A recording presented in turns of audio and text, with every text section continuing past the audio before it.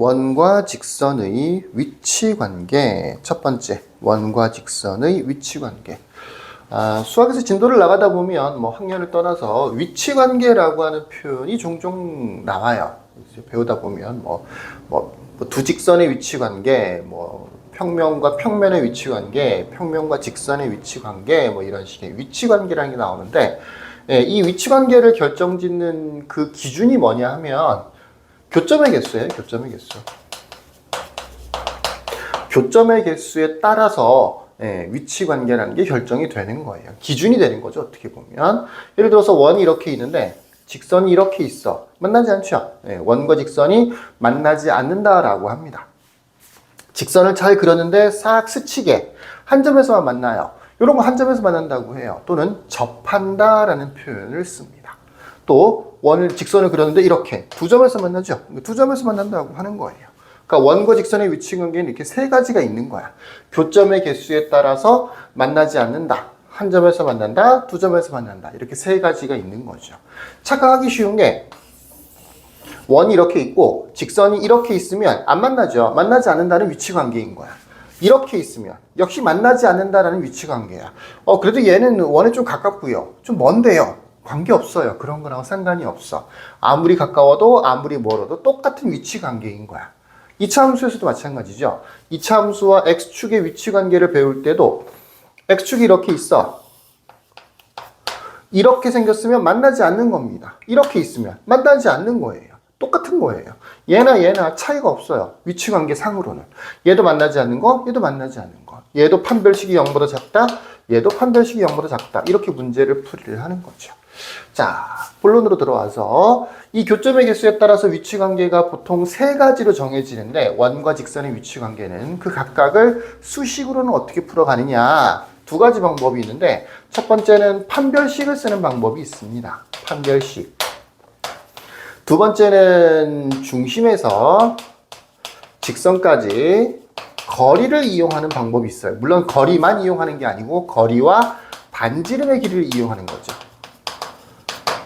대부분이 아니고 다 2차 이하의 도형들, 2차 이하의 방정식으로 구성되어 있는 도형들, 우리가 지금까지 배웠던 원, 직선, 2차 함수니까 포물선 이런 것도 괜찮은 거죠. 그런 경우에 이 위치 관계는 다 판별식으로 해결이 가능해요. 근데 원에서는 원만 유독, 원도 판별식으로 돼요. 근데 이 공식을 더 많이 씁니다. 원에서는 원만. 다른 도형은 안 돼.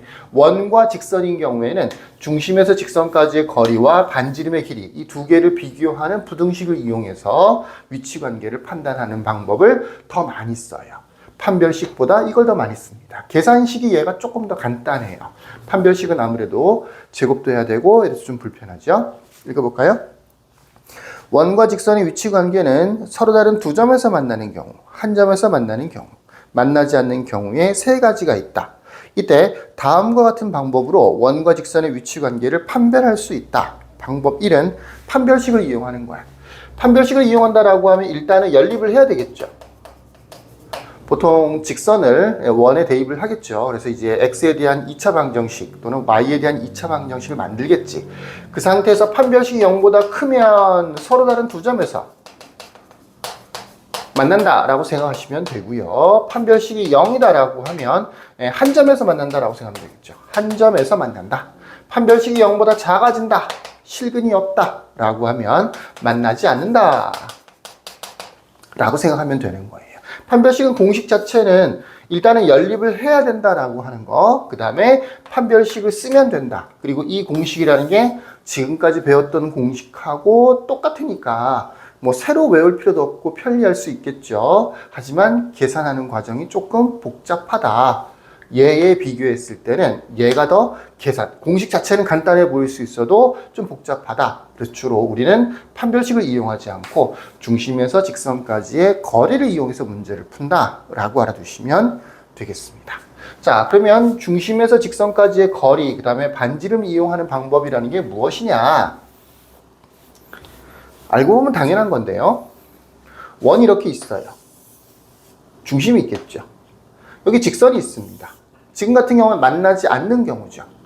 중심에서부터 직선까지의 거리를 구해요. 그걸 그림으로는 어떻게 표현하느냐면 중심에서부터 직선까지 수선 이렇게 되는 거죠. 바로 이 길이를 중심에서 직선까지의 거리라고 할 수가 있는 거지. 그거를 보통은 우리가 D라고 표현합니다.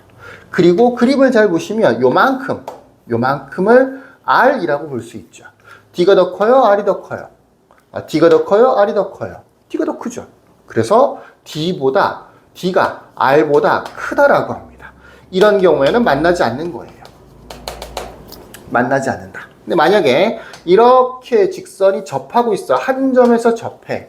그러면 접점하고 중심을 이렇게 연결시키면 당연히 여기는 수직이 되겠죠. 그러니까 뭐가 되는 거야? 이 길이라고 하는 것이 D도 되고 이 길이라고 하는 것이 R도 되는 거야. D와 R이 같아질 수가 있다고요. D와 R이 같아진다고요. 이게 뭐냐? 한 점에서 만난다. 다른 말로 접한다라고 합니다. 한 점에서 만난다는 표현보다 접한다라고 하는 표현을 훨씬 더 많이 쓰니까 두 말이 똑같은 말이고 D와 R이 같아진다라는 걸 알아두셔야 돼요. 중심에서부터 직선까지의 거리와 반지름의 길이가 같아지는 경우에 한 점에서 만난다라고 합니다. 그럼 반대로 D가 R보다 작아진다. 이건 어떻게 그림으로 구성이 되는 거냐? 원이 이렇게 있고 중심이 있겠죠. 중심에서부터 조금 떨어져서 직선이 있다고 쳐보십시다. 그러면 이렇게 수선을 그리면 이게 바로 D가 되는 거죠. 근데 그 D를 조금 더 연장을 시키면 뭐가 되느냐면 R이 되는 거예요. 당연한 거죠.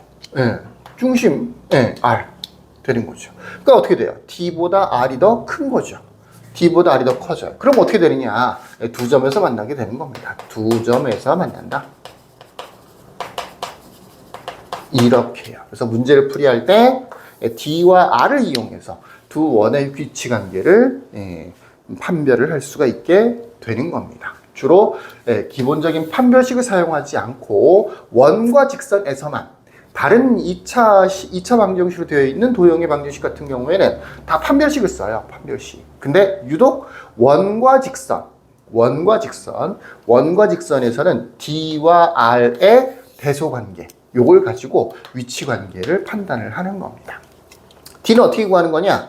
점과 직선 사이 거리 구하는 공식 배웠죠? 기억이 날 거예요. A제곱 플러스 B제곱 공식만 써볼게요. 절대값 AX1 플러스 BY1 플러스 C 이렇게 만드는 거죠. 절대값 꼭 잊지 말라고 했었죠. 여기에 이 X1하고 Y1 대신에 무엇을 대입하는 거냐? 바로 중심의 좌표를 대입하면 되는 거죠. 그렇게 하면 D가 만들어지는 거예요. 직선의 방정식 마지막 단원에서 배웠죠. 점과 직선 사이의 거리 구하는 공식. 그것과 R이야 원이 있으면 만들어지겠죠. 이렇게 문제를 풀이한다는 거. 잘 기억하시길 바라겠습니다. 자, 여기까지. 끝.